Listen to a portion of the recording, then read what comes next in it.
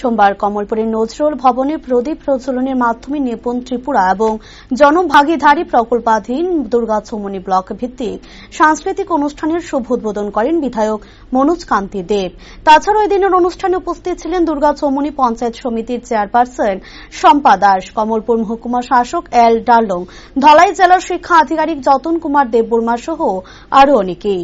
এদিন বক্তব্য রাখতে গিয়ে বিধায়ক মনোজ কান্তি দেব বলেন, সরকার শিক্ষাকে অগ্রাধিকার দিয়েছে। শিক্ষার অগ্রগতি ছাড়াও জাতির অগ্রগতি, দেশের অগ্রগতি সম্ভব নয়।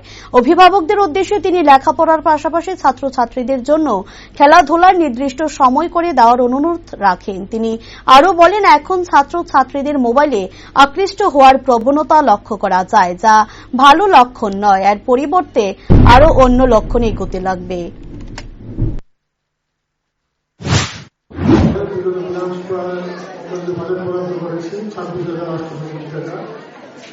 তার মধ্যে 20% অর্থ শিক্ষাক্ষেত্রে বরাদ্দ হবে। একটা কারণ কি, শিক্ষার গুণগত মান উন্নয়ন করা,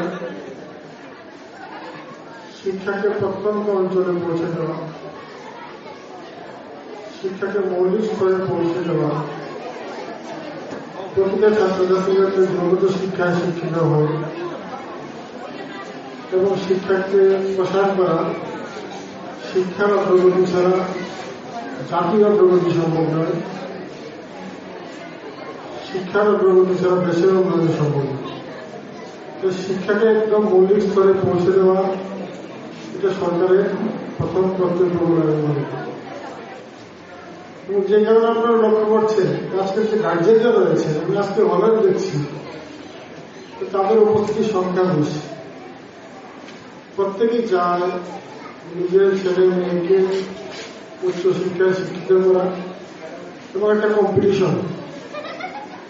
স্কুলগুলির মধ্যে যদি আমরা লক্ষ্য করি, যেমন English medium school, government English medium school, প্রচুর ছাত্রছাত্রীর ভিড়, সবাই ইংরেজি মাধ্যমে পড়াশোনা করতে চায় এবং সেই লক্ষ্য নিয়ে আমরা এই বিগত 2 বছরে কমলপুরে আরো 3টা নতুন ইংলিশ মিডিয়াম স্কুল বসে রয়েছে।